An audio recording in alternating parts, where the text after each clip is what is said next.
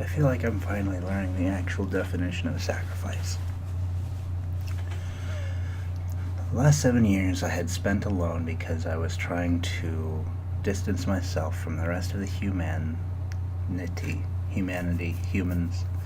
I was trying to keep myself away from people because I didn't want to get hurt. And in the process, I was doing that because I felt like I was a person who was unlikable, unable to be liked properly.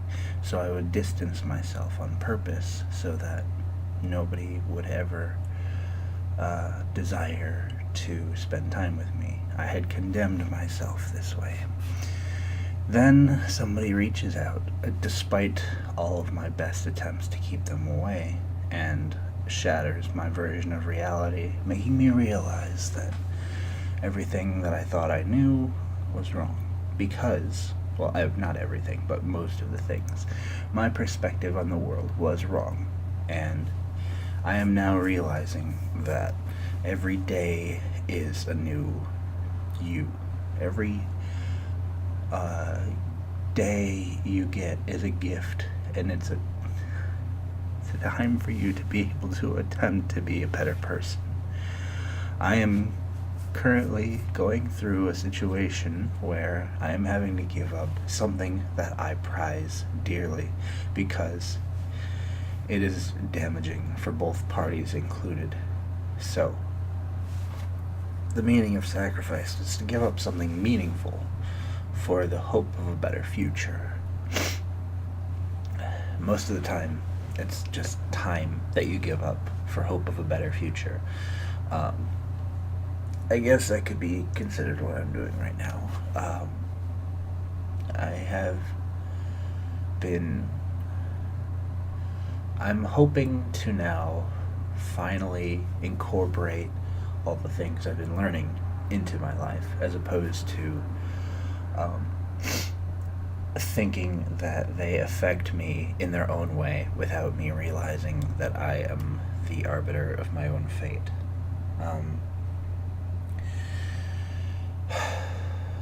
I feel like I wasted so much time, but I feel like this is the type of feeling that most people get in their 40s when they realize that they wasted their time, like literally wasted their time, as opposed to what I'm doing, which was trying to be productive while also trying to keep myself sequestered and secluded.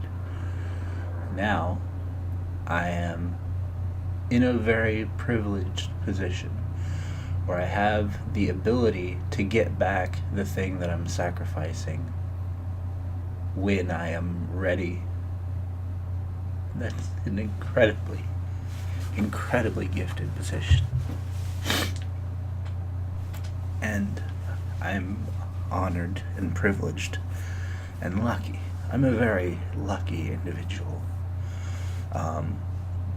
One of the ruling things over my life has been that I always end up getting what I want.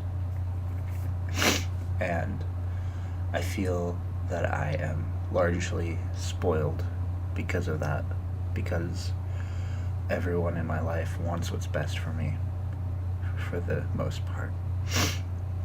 Some of them don't know what the best is, but they want to give their opinion of what the best is, and I can appreciate that. I'm now more appreciative of different viewpoints than I was in the past, because I'm finally starting to acknowledge the fact that my viewpoint isn't all-encompassing, and I can't literally read minds. I used to think I could, as dumb as that sounds. I used to think that I could predict every single action a human could perform. And then this person came along and disproved that so hard. I still, to this day, have nothing but surprises from her, and it's nothing short of miraculous to me that I've been gifted with the ability to reopen my eyes. I feel like Ebenezer Scrooge on Christmas. I feel like I've been given a gift that I didn't deserve necessarily, but I guess this is the type of gift that all of humanity shares. This is the type of gift where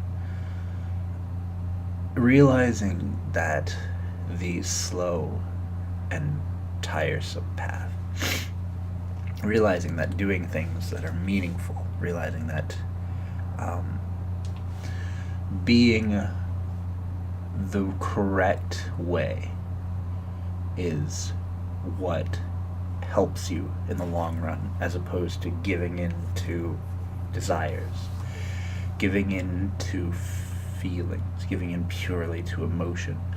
I used to think that if I wouldn't give in to emotion, that I would no longer have emotion.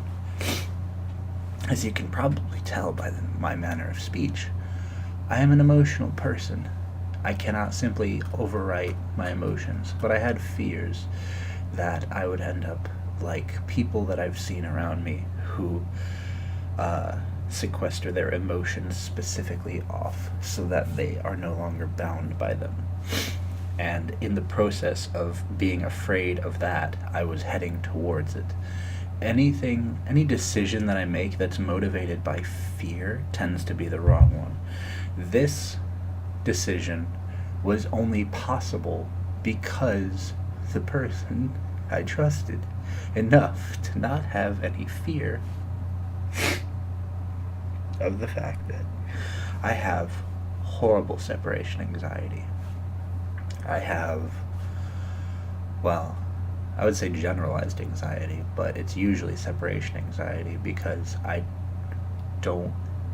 Every time I get attached to something, I'm afraid of losing it, which, I mean, I guess that's kind of normal. But more often than not, that fear ends up leading me towards a dark path that makes the thing I fear exactly come true, or some variant thereof. So now, I am re-examining my life and re-examining my decisions and examining all of that moving forward, trying to incorporate my past properly as opposed to trying to get through it. I was getting through life. I wasn't living. And now I'm slowly learning how to live. This is the gift that I felt I didn't deserve, but I have it. And it's one of those things where it's not about deserving or not deserving. It's about what you do with it. It's a gift. It's not something to be given lightly, but it is a type of gift that every human is capable of giving another human once you've learned enough about yourself and the world. And I have a lot of learning to do because I had the whole last couple of years dedicated as much as I could to getting away from everything. And then, by a sheer stroke of luck, I was fortunate enough to find a situation that allowed me to face myself. And both parties came away stronger. Both parties came away realizing that life isn't as dire as it seems, and freedoms are gifted to us. That sometimes you have to let go, because otherwise you end up stuck in this position where you are terrified of doing literally anything. I was so afraid to live that I was letting life pass me by. And now that I'm actually starting to live again, it feels so good. It feels like it was horrible at first, but that was because of my fear. Now that I actually live and speak what I believe, I've never felt better. And I'm so thankful.